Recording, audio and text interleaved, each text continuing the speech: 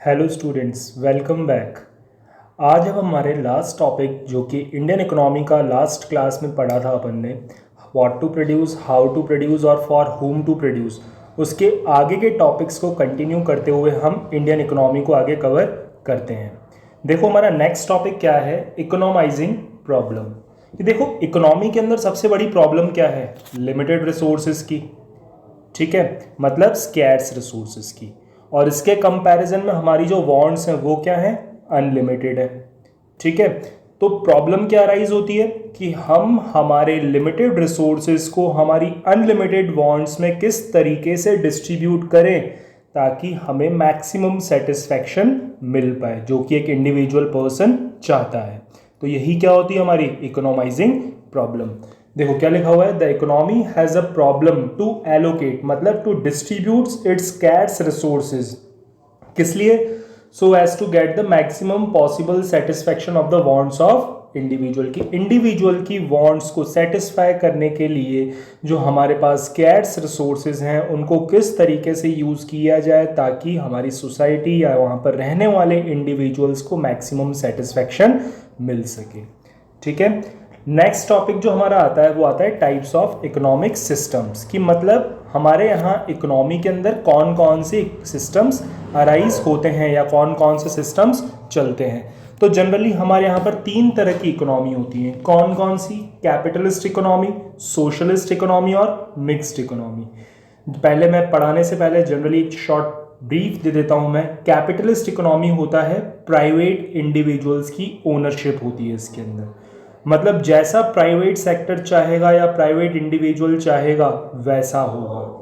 ठीक है, इसके अंदर क्या बोला जाता है, consumer is a king of market, या कोई प्राइवेट इंडिविजुअल है जैसा वो चाहेगा वैसा ही करेगा। और जनरली प्राइवेट इंडिविजुअल्स क्या करते हैं, जो भी वर्क करेंगे वो किसके बेनिफिट के लिए करते हैं, खुद के बेनिफिट के लिए करते हैं। इसका मतलब फॉर टू अर्न प्रॉफिट। तो कैपिटलिस्ट इकोनॉमी के अंदर क्या होता है, मेन ऑब्जेक्टिव प्रॉफिट मैक्सिमाइजेशन। इसके अंदर गवर्नमेंट का बिल्कुल भी इन्वॉल्वमेंट नहीं रहता। आ गई बात समझ में? तो देखो पढ़ते हैं क्या लिखा हुआ है कैपिटलिस्ट इकोनॉमी में।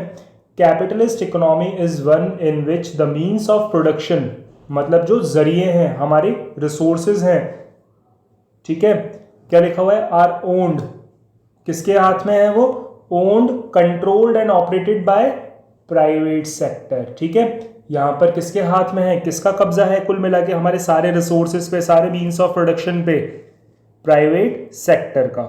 आगे क्या लिखा हुआ है, production is mainly done for earning profits, मतलब जो भी यहां पर चीजें प्रोड्यूस की जाती हैं और बेची जाती हैं वो किस लिए बेची जाती हैं, प्रॉफिट मैक्सिमाइजेशन के लिए। इसका मतलब क्या हुआ, यहां पर सोशल बेनिफिट कंसीडर नहीं किया जाता।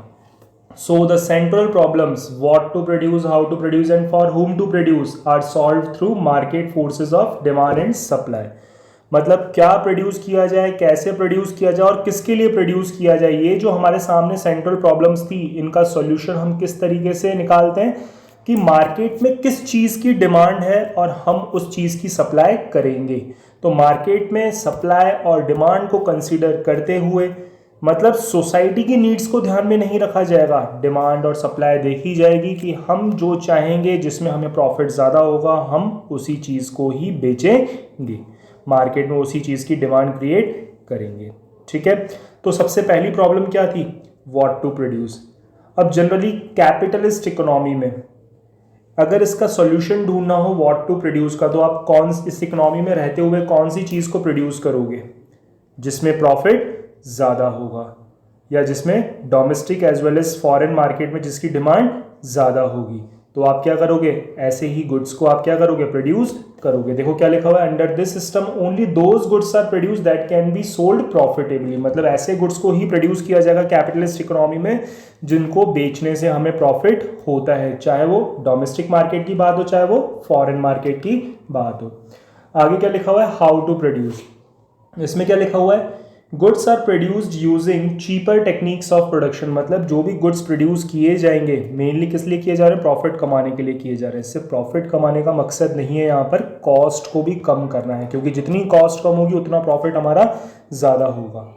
तो क्या बोला गया, गुड्स को बनाते समय या प्रोड्यूस करते समय ऐसी टेक्निक्स का यूज़ किया जाएगा जिसमें हमारी कॉस्ट सबसे कम आएगी। तो हमारे पास जनरली कौन कौन सी दो तरह की टेक्निक्स होती हैं, कौन कौन सी, कैपिटल इंटेंसिव टेक्निक्स और लेबर इंटेंसिव टेक्निक्स। तो इन दोनों टेक्निक्स में से जो भी बिजनेस को या इकोनॉमी को सस्ता होता है या उसके लिए कॉस्ट इफेक्टिव होता है उसी टेक्निक को यूज़ किया जाएगा, चाहे वो या तो लेबर हो चाहे वो मशीन हो। तो क्या लिखा हुआ है, in case of cheap labour, अगर लेबर सस्ती पड़ती है तो आप लेबर इंटेंसिव टेक्निक्स का यूज़ करोगे, किसमें, प्रोडक्शन में। And in case of costly labour, अगर लेबर आपकी कॉस्टली होगी या महंगी पड़ेगी आपको लेबर, तो उस केस में क्या करोगे आप, कैपिटल इंटेंसिव मेथड्स का या उनके टेक्निक्स का यूज़ करोगे। आगे क्या लिखा हुआ है, फॉर होम टू प्रोड्यूस। तो क्या लिखा हुआ है ना, capitalist economy goods produced are distributed among the people not on the basis of their needs but on the basis of their incomes. मतलब जिसके पास पैसा होगा उसी को ही वो चीज़ बेची जाएगी या उसकी नीड्स के अनुसार ही गुड्स को प्रोड्यूस किया जाएगा और उन्हीं के लिए ही प्रोड्यूस किया जाएगा। क्यों, क्योंकि हमारा मेन मकसद क्या है यहाँ पर, प्रॉफिट कमाना। अब जब मेन मकसद प्रॉफिट कमाना है तो आप कैसे लोगों को चीज़ें बेचोगे, जिनके पास पैसा होगा, जो आपको पैसा देंगे और जिनसे आप पैसा लेके प्रॉफिट कमाओगे। तो सीधी सरल सी बात क्या हुई, इनके अंदर किन लोगों के लिए बनाया जाएगा, गुड्स प्रोड्यूस किए जाएंगे कैपिटलिस्ट इकोनॉमी में, ऐसे लोगों के लिए जिनके पास पैसा है और जो खरीदने में सक्षम है, मतलब जो पोटेंशियल है, जिनके पास औकात है, जिसको अपन बोलते हैं हमारी लैंग्वेज में औकात, कि जिनके पास पैसा है या जो लोग खरीद सकते हैं उन्हीं के लिए ही गुड्स को प्रोड्यूस किया जाएगा। तो इसका मतलब क्या हुआ, जो गरीब इंसान है जिसके पास पैसे नहीं है तो क्या वो गुड्स नहीं खरीद सकता, नहीं खरीद सकता कैपिटलिस्ट इकोनॉमी में। क्यों, क्योंकि यहाँ पर जो गुड्स प्रोड्यूस किए जाते हैं, जिन लोगों के द्वारा गुड्स प्रोड्यूस किए जाते हैं, उनका मेन मकसद क्या होता है, प्रॉफिट कमाना। अगली बात समझ में, यही चीज़ आगे लिखी हुई है कि अगर जैसे कोई गरीब इंसान है, अगर उसके पास पैसे नहीं है तो वो मेडिसिन भी नहीं खरीदता है। क्यों, क्योंकि महंगी मेडिसिन गरीबों के लिए बनी ही नहीं है, यूँ मान के चलो। कौन डिस्ट्रीब्यूट करेगा, गवर्नमेंट भी डिस्ट्रीब्यूट नहीं करेगी। ठीक है, तो देखो क्या लिखा हुआ है, this means that a sick person will not be able to get medicine. ठीक है, और कब अफोर्ड कर सकता है, only when he can afford to buy it. जब तक वो खुद नहीं खरीद सकता तब तक उसको मेडिसिन लेने का हक नहीं है। क्यों, क्योंकि उसके पास पैसा ही नहीं है। Otherwise not even if there is urgent, चाहे उसको कितनी भी अर्जेंट हो या उस चीज़ को लेना हो, वो फिर भी उस चीज़ का बेनिफिट नहीं ले सकता। अगली बात समझ में, ठीक है बच्चों। अब हम आगे बढ़ते हैं। नेक्स्ट हमारा क्या है, सोशलिस्ट इकोनॉमी। देखो इसके नाम से ही पता पड़ता है, क्या लिखा हुआ है, सोशलिस्ट, मतलब सोशल वेलफेयर की बात की जाएगी। मतलब यहाँ पर सोसाइटी की नीड्स को और उनकी वांट्स को ध्यान में रखा जाएगा। क्या लिखा हुआ है, socialist economy is a system in which, ठीक है, मीन्स ऑफ प्रोडक्शन, मतलब जो जरिया है, जो रिसोर्सेज हैं, वो किसके कंट्रोल में, which are owned by the whole community, मतलब सोसाइटी के हाथ में ही, ठीक है, या ऐसे इंसान के हाथ में है जो किसका बेनिफिट देखता है, सोसाइटी का बेनिफिट देखता है। And all the economic decisions are taken by the central authority. ये सेंट्रल अथॉरिटी क्या है, सेंट्रल प्लानिंग कमीशन की बात कर रहे हैं। ठीक है, सेंट्रल अथॉरिटी मतलब central planning commission. It is also called a planned और अ कमांड इकोनॉमी, मतलब जो भी प्लानिंग की जाएगी और प्लानिंग के अकॉर्डिंग अगर गवर्नमेंट जो भी कमांड्स देगी, दिशा निर्देश देगी, रिसोर्सेज को उन्हीं तरीके से और उन्हीं चीज़ों पे क्या किया जाएगा, यूज़ किया जाएगा। ठीक है, मतलब इसके अंदर किसका कंट्रोल रहेगा, गवर्नमेंट का कंट्रोल रहेगा। और गवर्नमेंट क्या करती है, जितने भी रिसोर्सेज क्या करती है, खर्च करती है, या जितने भी रिसोर्सेज सोसाइटी में लगाती है वो किसके लिए लगाती है, सोसाइटी के बेनिफिट के लिए ही लगाती है। आगे क्या लिखा हुआ है, पढ़ते हैं। Under the socialist economy the 3 central problems are solved in a manner, मतलब जो हमारी 3 प्रॉब्लम्स थी, कौन कौन सी, what to produce, how to produce और फॉर होम टू प्रोड्यूस। ये 3 सवालों के जवाब अगर हमें सोशलिस्ट इकोनॉमी के अंदर चाहिए तो उनके आंसर्स क्या हो सकते हैं, आप खुद सोचो। मैं क्या बनाऊंगा, जिस चीज़ की सोसाइटी में नीड होगी या जो उनके बेनिफिट के लिए होगी, मैं वही गुड्स को प्रोड्यूस करूँगा। तो व्हाट टू प्रोड्यूस में क्या आ गया, the government decides to what to produce in accordance with the needs of society.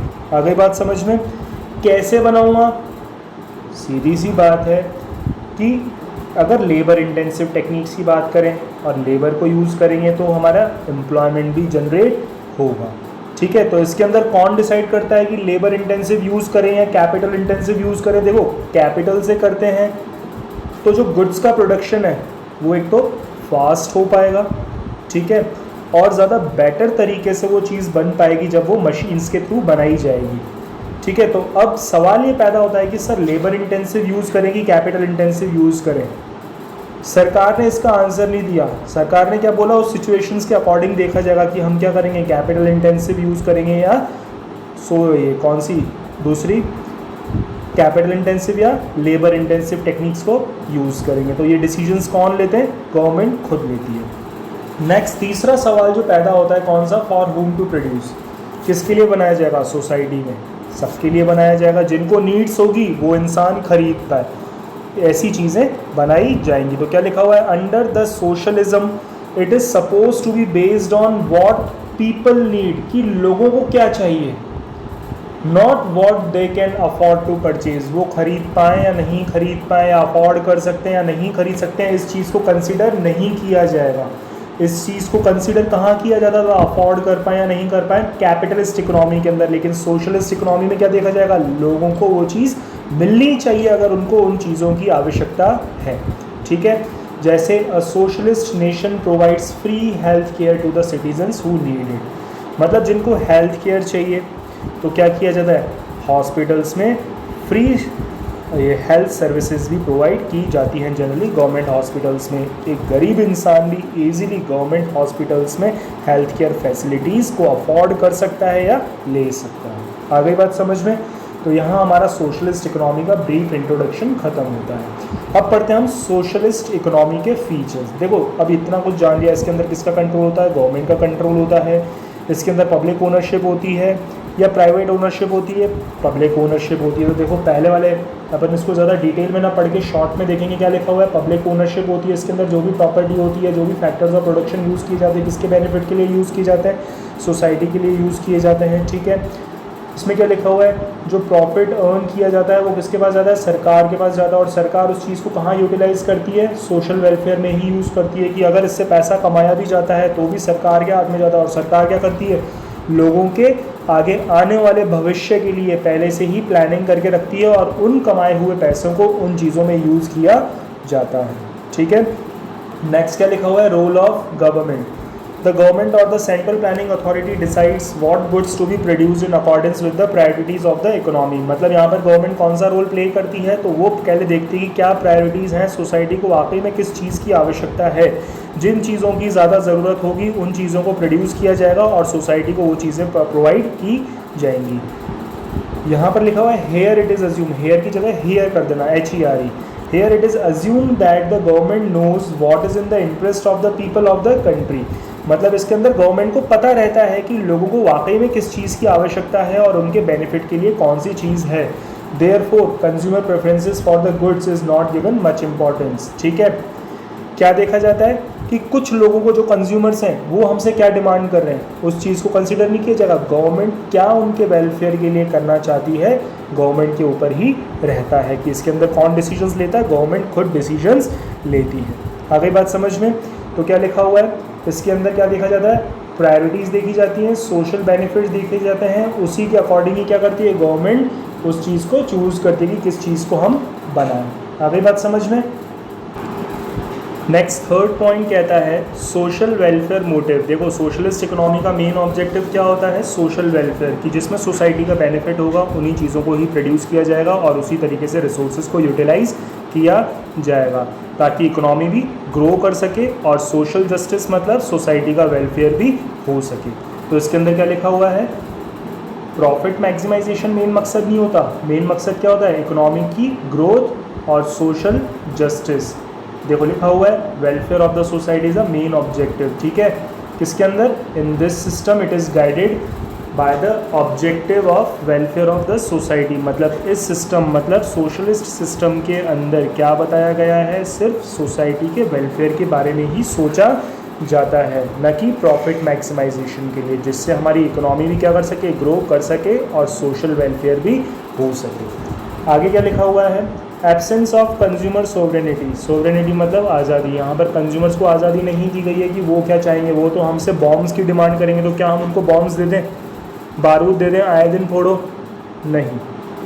कि सामने वाला तो कुछ भी मांगेगा, चाहे हमारी सोसाइटी के लिए सही हो या नहीं हो, लेकिन इसका मतलब ये नहीं है कंज्यूमर ही किंग है तो कुछ भी मांगे वो, नहीं। क्या देखा जाएगा, सोसाइटी का बेनिफिट भी देखा जाएगा। तो इसके अंदर कंज्यूमर्स को पूरी तरीके से आज़ादी नहीं दी गई है, ठीक है। तो यहाँ क्या लिखा हुआ है, consumers preference does not guide the production of goods, कि कंज्यूमर किस चीज़ को प्रेफर करता है ये चीज़ हमें गाइड नहीं करेगी कि हम कौन से गुड्स को बनाएं या कौन से गुड्स को नहीं बनाएं। They can consume only those goods which are produced by the state, कि कंज्यूमर्स को सिर्फ मजबूरी में वही चीज़ें यूज़ करनी पड़ती हैं जो कि गवर्नमेंट ने, यहाँ स्टेट का मतलब क्या है, गवर्नमेंट, कि जो गवर्नमेंट की ओनरशिप में है, वो गवर्नमेंट ने बनाई है, जिन चीज़ों को प्रोड्यूस किया है, क्या करना पड़ेगा, उस प्राइवेट इंडिविजुअल को भी उन्हीं चीज़ों को ही यूज़ करना पड़ेगा। नेक्स्ट क्या लिखा हुआ है, नॉन एग्जिस्टेंस ऑफ कंपटीशन, यहाँ मोटिव क्या होता है, सोशल वेलफेयर। तो गवर्नमेंट क्या करती है, कंपटीशन करने के लिए गुड्स को प्रोड्यूस करती है, क्या नहीं करती है। तो सोशलिस्ट इकोनॉमी के अंदर कंपटीशन एब्सेंट रहता है, यहाँ पर एग्जिस्ट नहीं करता। नेक्स्ट क्या लिखा हुआ है, unequal distribution of income wealth is greatly reduce. देखो कैपिटलिस्ट इकोनॉमी में हमने जनरली क्या पढ़ा था कि जो भी चीज़ें प्रोड्यूस की जाती हैं किन के लिए की जाती हैं, सिर्फ उन्हीं के पास जो उसको अफोर्ड कर पाए। लेकिन मतलब इसका मतलब तो यही हुआ कि कोई गरीब इंसान है, अगर उसकी तबीयत ख़राब है और अगर उसके पास पैसे नहीं है तो इसका मतलब तो वो मेडिसिन भी नहीं ले पाएगा।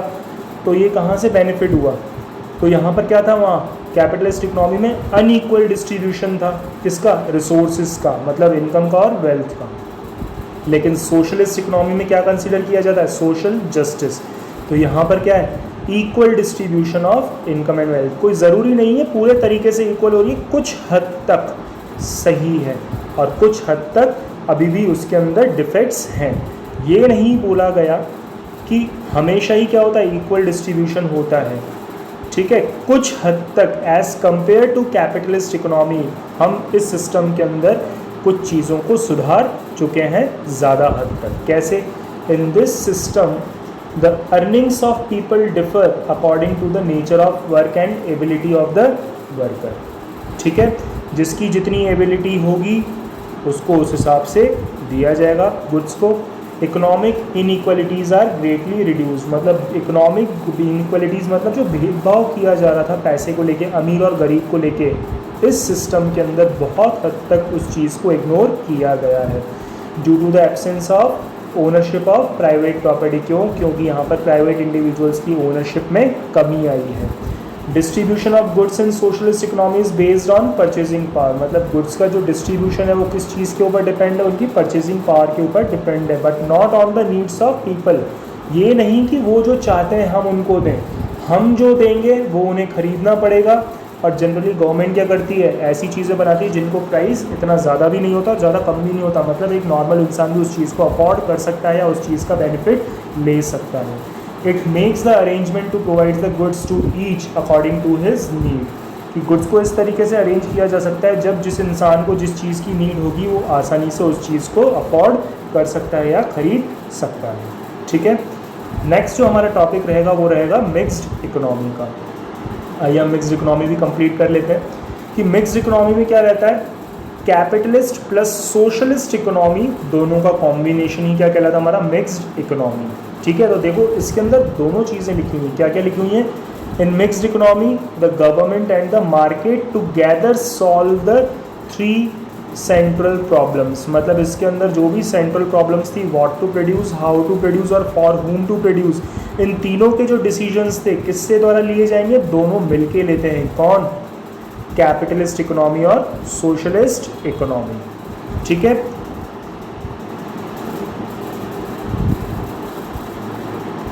नेक्स्ट क्या कह रहा है, the private sector provides whatever goods and services it can produce well and the government provides essential goods and services which the market fails to do so, मतलब मार्केट को भी छूट दे रखी है कि आप अपने अकॉर्डिंग गुड्स को बनाओ, लेकिन जो गुड्स आप प्रोवाइड नहीं कर पा रहे हो सोसाइटी को, जो एसेंशियल गुड्स एंड सर्विसेज हैं, जो चीज़ें वाकई में लोगों को मिलनी चाहिए, वो कौन करेगा, गवर्नमेंट करेगी। तो इसके अंदर दोनों को छूट है कि कुछ ओनरशिप राइट्स प्राइवेट सेक्टर को भी दिए गए हैं और कुछ ओनरशिप राइट्स गवर्नमेंट सेक्टर को भी दिए गए हैं। आ गई बात समझ में। तो ये क्या कहलाती है, हमारी मिक्स्ड इकोनॉमी। और हमारी जनरली इंडिया की इकोनॉमी को आपने अगर फेस किया होगा और आप जानते भी होंगे कौन सी इकोनॉमी है तीनों इकोनॉमी में से, मिक्स्ड इकोनॉमी है। जनरली देखो, आप किसी कपड़े की दुकान पे जाते हो, साड़ी की दुकान पे जाते हो, आपको साड़ीज़ परचेज़ करनी है, तो आप वो सामने वाला जो भी प्राइस लगाता है या आपको देना चाहता है या नहीं देना चाहता है, और अगर नहीं देता है या महंगी देता है, तो क्या आप उसकी शिकायत किसी से कर सकते हो? क्या नहीं कर सकते हो। क्यों? क्योंकि उसकी प्राइवेट ओनरशिप है वहाँ पर। अगर वो चाहे तो कोई भी प्राइस आपसे वसूल सकता है। लेकिन रेलवेज़ पे किसका है ओनरशिप राइट? पब्लिक सेक्टर का, मतलब गवर्नमेंट सेक्टर का। और जनरली वहाँ पर क्या है, किराया गवर्नमेंट के हाथ में होता है डिसाइड करना। तो हमारी इकोनॉमी के अंदर देखो दोनों सेक्टर ही क्या करते हैं, एग्जिस्ट करते हैं। एक प्राइवेट सेक्टर भी खुद अपने हिसाब से अपना काम कर सकता है और गवर्नमेंट सेक्टर भी अपने हिसाब से अपना काम कर सकती है। तो यहाँ क्या लिखा हुआ है, India has adopted the mixed economy. देखो ये आगे लिखा भी हुआ है क्या, कि after the freedom the leader of independent India like Jawaharlal Nehru was confuse with regards to the economic system. क्योंकि देखो जवाहरलाल नेहरू जी के पास कई सवाल पैदा हुए थे कि तीनों इकोनॉमिक सिस्टम आए थे कि मिक्स्ड अडॉप्ट करें, कैपिटलिस्ट अडॉप्ट करें या सोशलिस्ट इकोनॉमी अडॉप्ट करें। तो उनके सामने क्या है, कन्फ्यूजन क्रिएट हो गया था। ठीक है, तो फिर उनको फैसला कैसे लिया वो हम आगे पढ़ते हैं। Some leaders were in the favour of socialist economy. कुछ लोग क्या थे, सोशलिस्ट इकोनॉमी के फेवर में थे। However, in a democratic country like India, complete dilution of private ownership was not possible. क्यों? क्योंकि जो हमारी कंट्री थी वो क्या थी, डेमोक्रेटिक, मतलब लोकतांत्रिक कंट्री थी। इसके अंदर पूरी की पूरी पावर हम किसको नहीं दे सकते, प्राइवेट सेक्टर को नहीं दे सकते थे। इसका मतलब क्या, अगर पूरी पावर प्राइवेट सेक्टर को देंगे तो अपनी मनमानी करने लग जाएंगे, आए दिन बॉम्ब्स बनाएंगे, लोगों में डिस्प्यूट्स होंगे, एसेंशियल कमोडिटीज़ नहीं मिल पाएंगी जो सोसाइटी के लिए क्या होंगी, ज़्यादा ज़रूरी होंगी। तो इसके अंदर क्या किया गया, पूरा का पूरा डाइल्यूशन किसको नहीं दिया गया, प्राइवेट ओनरशिप को नहीं दिया गया। इसलिए क्या डिसीजन लिया गया कि चलो सोशलिस्ट इकोनॉमी अडॉप्ट कर लेते हैं। ठीक है, फिर आगे फर्स्ट पॉइंट में तो किसको कंसीडर किया गया कि चलो सोशलिस्ट इकोनॉमी को क्या कर लेते हैं, अपन कंसीडर कर लेते हैं। आगे क्या लिखा हुआ है, capitalist economic system did not appeal to Jawaharlal Nehru our first prime minister, as under this system there would be less chances of improvement in the quality of life of majority of people. देखो इसमें बोला गया कि capitalist economic system में भी क्या है, ये चीज़ बताई गई जवाहरलाल नेहरू जी के सामने। कैपिटलिस्ट इकोनॉमी ये चीज़ शो करती थी कि अगर हम पूरी की पूरी ओनरशिप किसको दे दें, कैपिटलिस्ट इकोनॉमी को भी दे दें, तो वो भी क्या करेंगी, लोगों का एक्सप्लॉइटेशन करेंगी, या लोगों को उनकी नीड्स के अकॉर्डिंग चीज़ें नहीं मिल पाएंगी कैपिटलिस्ट इकोनॉमी के अंदर। ठीक है, तो ये सारी प्रॉब्लम्स किसको फेस करनी पड़ी थी, जवाहरलाल नेहरू जी को। ठीक है, आ गई बात समझ में। पर तीसरे पॉइंट में क्या कह रहा है, एज अ रिजल्ट, इसी की वजह से ही मिक्स्ड इकोनॉमी, जिसके अंदर किसके फीचर्स थे, both socialist and capitalist economy, was adopted by Indian economy. की इंडिया की इकोनॉमी के अंदर किस चीज़ को अडॉप्ट किया गया, मिक्स्ड इकोनॉमी को अडॉप्ट किया गया, जिसके अंदर किसकी ओनरशिप थी, capitalist plus socialist. In this view India would be a socialist society with strong public sector. ठीक है, but also with the private sector and democracy. मतलब इंडिया के अंदर क्या है, पब्लिक सेक्टर तो है लेकिन साथ साथ प्राइवेट सेक्टर भी है और लोकतंत्र भी मौजूद है। आ गई बात समझ में। तो यहाँ पर क्या है, हमारे ये पूरे कंप्लीट टॉपिक इकोनॉमिक सिस्टम यहीं ख़त्म होता है। ठीक है, ठीक है बच्चों, आज हम हमारा वीडियो लेक्चर यहीं समाप्त करते हैं। नेक्स्ट टॉपिक मैं अगले वीडियो में लूँगा, क्योंकि नेक्स्ट टॉपिक हमारा बिल्कुल ये डिफरेंट टॉपिक रहेगा जिसका नाम है इकोनॉमिक प्लानिंग। ठीक है, तो नेक्स्ट वीडियो में इस टॉपिक को डिटेल में लिया जाएगा, इकोनॉमिक प्लानिंग को। ठीक है, अभी मैं शॉर्ट में बता देता हूँ इकोनॉमिक प्लानिंग कौन करता है, कि इकोनॉमी के अंदर जो प्लानिंग की जाती है किसके द्वारा की जाती है, जनरली इंडिया के अंदर सेंट्रल प्लानिंग अथॉरिटी के द्वारा। ठीक है, जिसको हम किस नाम से जानते हैं, या प्लानिंग कमीशन के द्वारा किस नाम से जानते हैं, नीति आयोग के नाम से जानते हैं। इस प्लानिंग कमीशन का नीति आयोग कब पड़ा था नाम, 2014 में पड़ा था, जो हमारे प्राइम मिनिस्टर श्री नरेंद्र मोदी जी ने इसका नाम चेंज किया था इसका। ठीक है, तो इसके बारे में और ज़्यादा डिटेल में हम आगे टॉपिक में कंसिडर करेंगे, नेक्स्ट वीडियो लेक्चर में देखेंगे। तब तक के लिए गुड बाय। और हाँ, please like this video, share this video, and if you are new to this channel please hit that subscribe button।